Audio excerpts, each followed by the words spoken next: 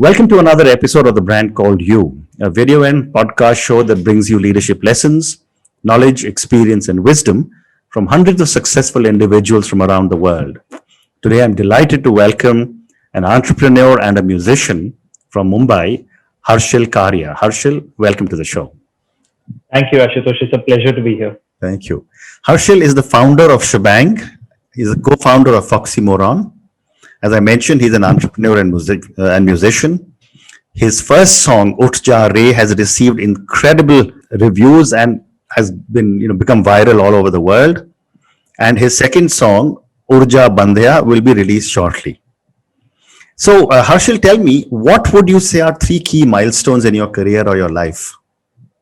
Key milestones in my career, I think would be the first big milestone in my career would be when I set up my first company. I was just out of college.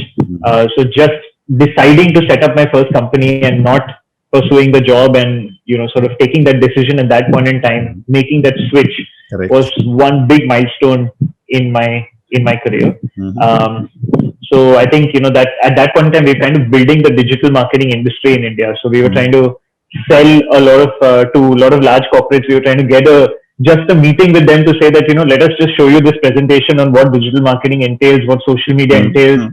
If nothing, you will have 25 minutes of value from us. You don't want to give us your business, no problem, but, just give it to us. And I think at that point in time, the hustling that went through, I think that was one big milestone. Second, at age 26, once I finished my stint with the first company, and I felt like for me, there was this calling in me saying I need to do something bigger. And, I need to, there was this calling in me about the strong set of building this kind of, not a digital agency business, but a global communication business. So I decided to fold my cards in my first business. I exit that business and I set up Schbang. That's the second big milestone in my career. Or in my life. You say career or life? Either, whatever you choose. So I think that was the second big milestone in my life where I set up Schbang and then we started building this company. It's been about 5 years that we've been running it now. And we are building this, what I'm working towards is what I'm calling this India to the world communications and technology business, because we don't have a large Indian player globally in communications and technology. Of course, we have the software companies and the consulting companies, but we don't necessarily have the people who are communication-led technology companies. Correct. And I think that's the big hole that I'm looking to fill. So that's the second big, kind of juncture in my life. And the third big juncture in my life is, actually I received an award at the end of my 12th standard. Which really always stuck with me. I said I will try to live up to that ideal of that award. It was called a Lifetime Learner Award. Okay. And it really, I always felt like I need to do justice to it. Through my life, I need to keep doing justice to it because I need to keep learning in that sense. Yeah.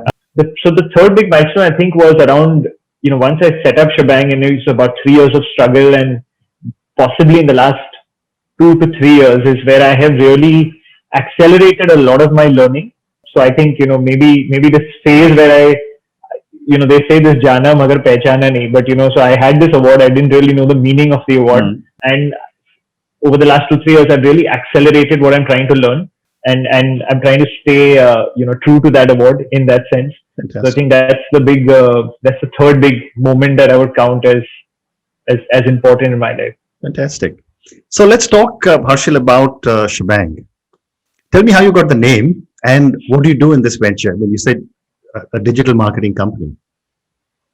So we actually what we are calling ourselves now, we're transitioning to what we call ourselves a creative and technology transformation company. Okay. Those are the services that we deliver.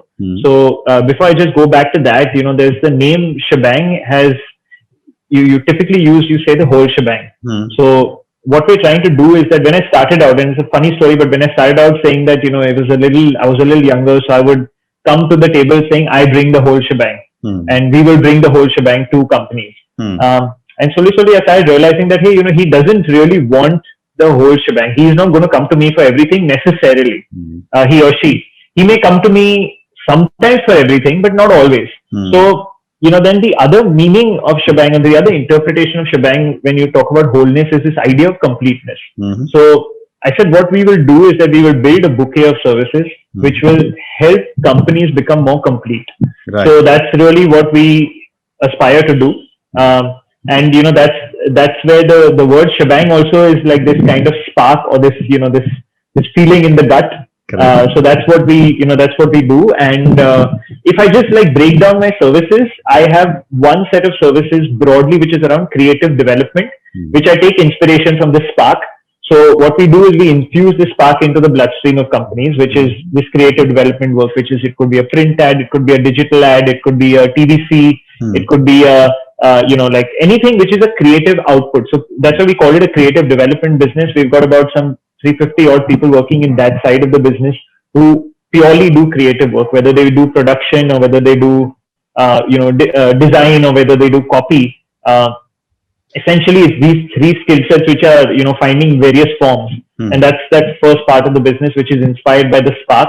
The second part of the business we've got, so that's the other part of the business where we've got about 100 people working on this, what we call the inspired by this idea of completeness, where we have people working on this idea of business transformation within companies. So anything which is a backbone infrastructure, so we deploy a CRM for companies which are between 500 to 2000 crores.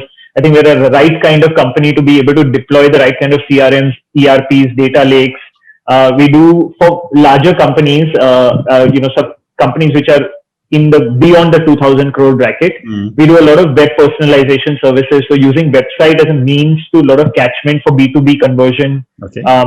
So there what we do is that, like let's say for example, if I'm a network company and I offer large enterprise network solutions, then if you are coming in from a Tesla, then I know basis IP tracking that you're coming in from the automobile industry. I know you're probably coming in from Tesla, so I personalize the website to you. I showcase the content which is relevant to you. Okay. So we kind of build a lot of these personalization journeys, and within the chat flows also we do a fair bit of work on outlining how the chat will speak to people from different industries and therefore drive leads and stuff like that. And of course, at the back of it is the marketing cloud, and then there's the CRM cloud and use of that. A large part of that business is also enabling businesses to set up e-business frameworks. So a lot of B2B, B2C companies. So what I spoke about, the first part is the B2B. The second part, the B2C companies are doing a lot of, direct to consumer now. So facilitating the delivery partnerships, selecting the right infrastructure, the design of it, making sure that we have the right kind of remarketing modules in place, or essentially if a customer is added to cart, then how can we upsell, cross-sell? Okay. If people have abandoned carts, what do we do? So that's the second part of the business, which is more this business transformation inspired by the idea of completeness. And the third is that, the third is inspired by this idea of the halo, which is the bang, which is our media investment business, where we work with companies to deploy their media investments to give them maximum visibility and reach. So it's the spark, the completeness, and the halo. Those are the three inspirations for the three business lines that we have, and that's what we work on. It's all inspired by the name, because the name is it invokes all these feelings. And just last interesting point about the name is also it's a Unix code operative. It's spelled it's a very ugly spelling. It's SHEBANG, which I found very crude as a spelling. But the shebang in Unix is a hashtag followed by an exclamation which says read what follows in its entirety. Oh. So that's what it does. And, so that's why we've taken the inspiration of our logo also, which is a hashtag fused with an exclamation. It's a testament to the digital heart that we'll always have as we build this company forward. Amazing. So, Harshil, you work with large brands, you work with small brands. In the digital world, what goes into building a successful brand? So I think digital world or non-digital world, it always drives down to how close you are to the customer, and what customer need you're solving. So that's the first fundamental function of anything that we do with branding. So actually a lot of our services for a lot of new brands, we do work within this brand development domain. And in this brand development domain, it is very, very critical for the brand to be very, very close to that customer. So for example, I just I try to answer this question with a recent brand that we're working on, building a plant-based meat brand. So it's Ritesh Deshmukh and Jinika Deshmukh are launching this brand called Imagine Meat, which is a plant-based meat brand. And of course, they've got a good product, and most of the people who will come to us says that I've got a product, so I've got a dog food, I've got a dog shampoo, I've got this plant-based meat, I've got my suppliers. So really, what's the role of marketing in that? Yeah. And what's the role of marketing is to ensure that this part of the product supply which is there, how can we really marry it to the consumer needs? So in this particular plant-based meat, we thought that most people will want to, it might be more out of care, or it might be more out of sort of this focus on saving the environment that people may want to have a brand. But speaking to more and more consumers, we understood that it is really this focus on having taste, and if it tastes as good, then you're not really going to bother, because what drives the consumer's taste, you're not going to bother about the eco-friendliness. And the second thing that drives food preference is also this fad or coolness. So you got to jump onto this wave, and you got to be able to do that. So the moment you start getting preachy about the brand, people are not going to want to talk to you. And the moment the brand doesn't taste as good, people are not going to want to talk to you. So that's a summary of a large research that we conducted over 3,000 respondents to try to understand that. So really, then that changes a lot of the strategy, because then that says that, okay, then we're going to focus on product. We're going to focus with food on saying that we want to ensure that whatever we create on this plant-based meat brand is tasting as good as the real thing. Okay.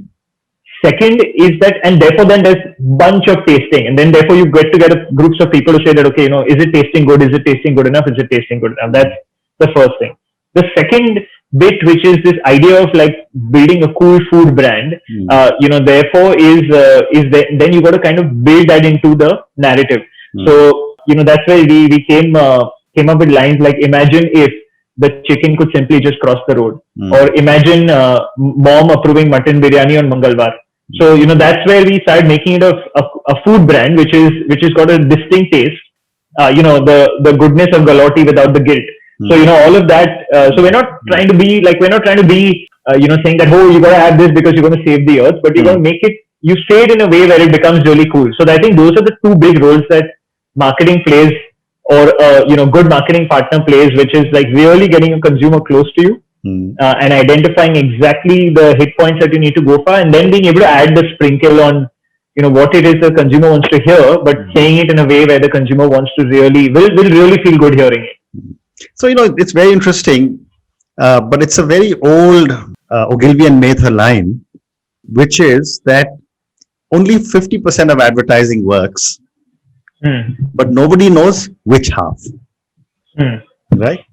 As a person who's doing a lot of digital marketing, how do you determine the success of your campaign? So that's a great point, and I think there's a lot of work being done right now with respect to I think we are blessed in the sense that we are in an age where the processing of computers, particularly with respect to fields like data science, where you have the ability to kind of just put all your spends into one superset. And I think this line was said about 50 years back by David Ogilvy. Yeah, by David Ogilvy about 50 years back. So you are not, and I think that was just about the time where you had the advent of what we refer to today as marketing mix modeling. Correct. So the P&Gs of the world were doing the marketing mix modeling at the time, and typically you'll be doing that model by hand. You'll need a very refined data scientist to be doing it.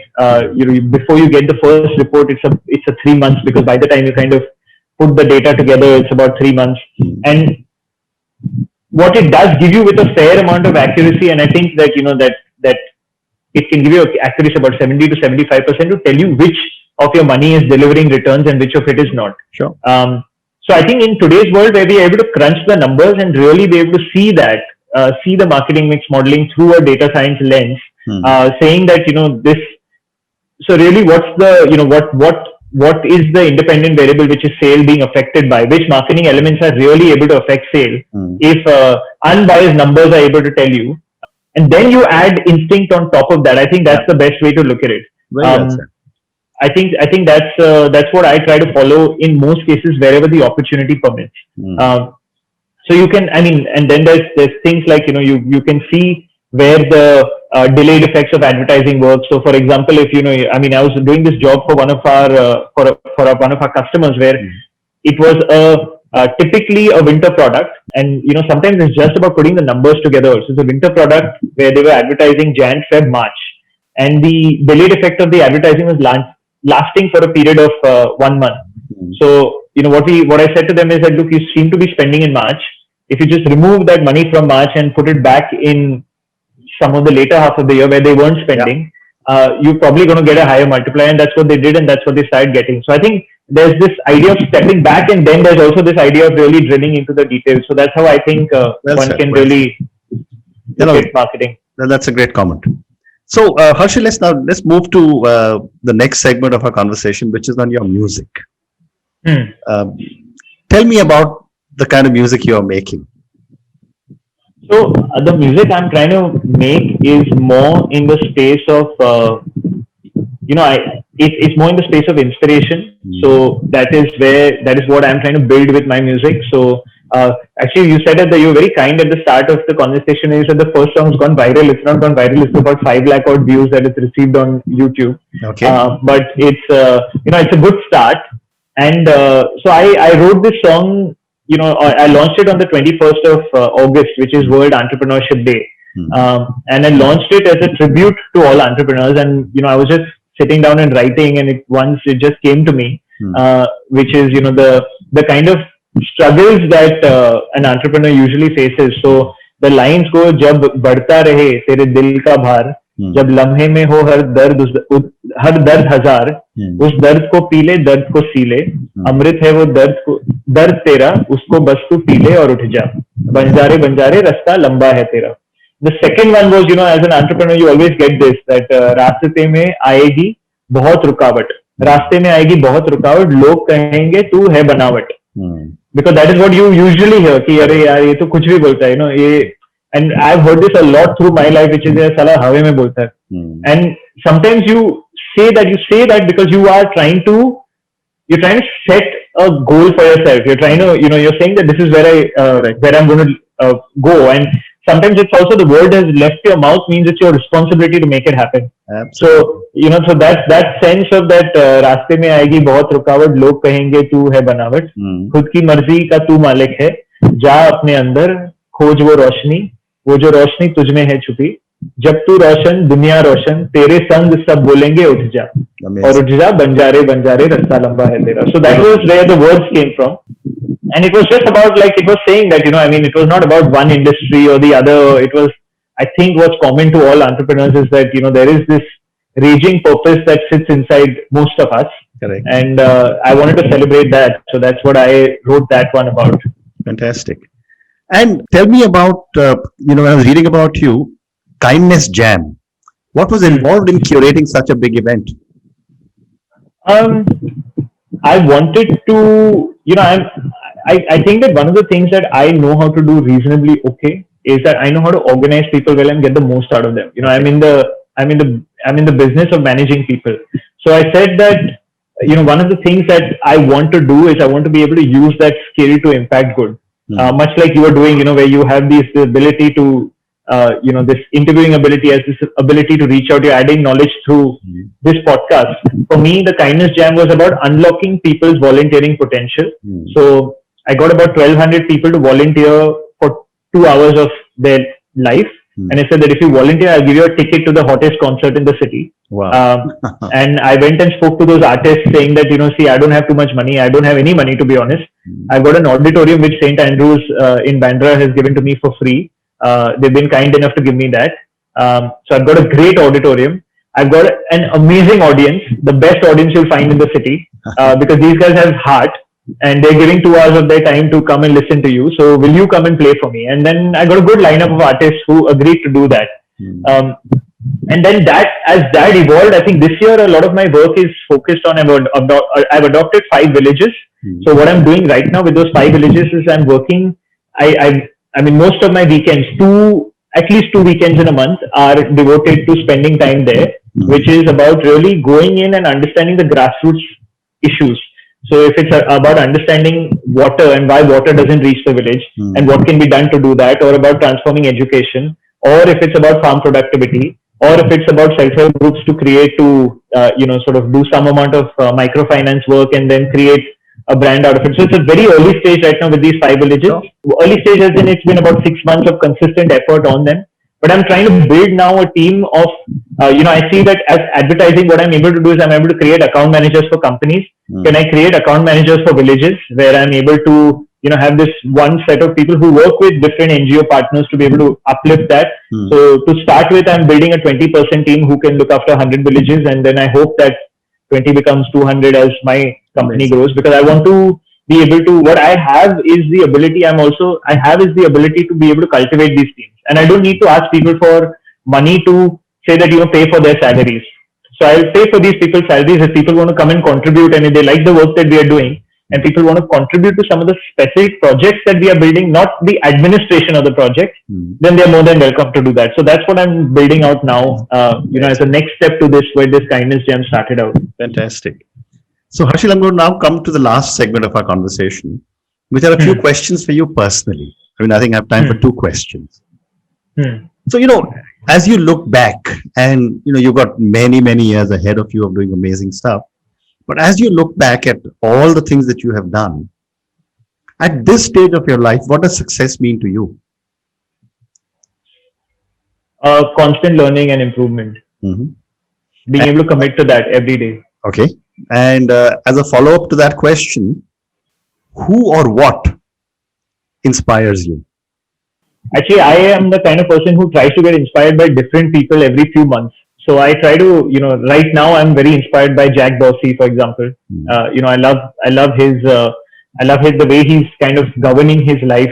I love the fact that I'm actually in the midst of setting up a second company myself, and, living this world of 2 companies. So I'm really shadowing Jack Dorsey because he runs Square and he runs Twitter, and, he does all this, I think the way he governs his life, also the way he wakes up. So I've just about, consistently been doing that for, trying to wake up very early in the wee hours between 5 a.m. to 5:30 a.m. every day. There's the meditation practice, which I take very seriously. I've changed my workouts from more gym-based to going to yoga. So there's a lot of physical changes. Actually, I had, because you have a lot of young listeners listening also, there was, if I can take 2 minutes, there was this, also kind of phase in my life, which I'm very fortunate to have escaped. Which is phase where I was smoking drugs at one point in time in my life. And I always try to use the opportunity, if young people are listening, to say that it's something I'm glad I got out of. It's in today's world, it is very easily available, particularly in the Indian cities. And, it came as such a temptation in that sense, where it was like, just have this, the food will taste better. Or, the food will never taste as mind-blowing. And before it takes over you, you don't know it.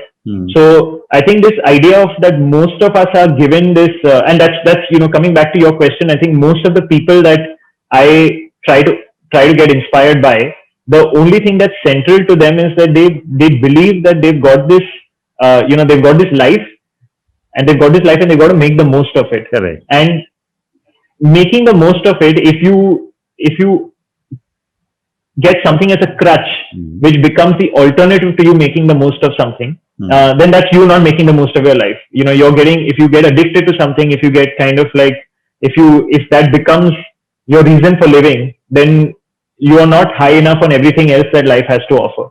So, I just thought I'll put that in also at one point in time. But right now, Jack Dorsey, there was, Very interesting. There was different people. So, there's Howard Schultz. He was there before a couple of months back. I was really reading about Starbucks and reading about his transformation from 2008 onwards, where he came back and he had to really pivot the company. So how did he get a large ship to pivot? I think, so there's lots of these interesting conversations very interesting. that one can really immerse into. Very interesting. So Harshil, I think we've come to the end of our conversation. Thank you so much. It's been such a pleasure speaking to you. I wish you lots of success with everything that you are doing. Thank you again. Thank you. Thank you.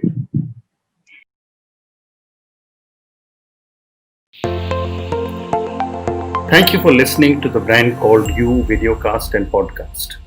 a platform that brings you knowledge, experience, and wisdom of hundreds of successful individuals from around the world. Do visit our website www.tbcy.in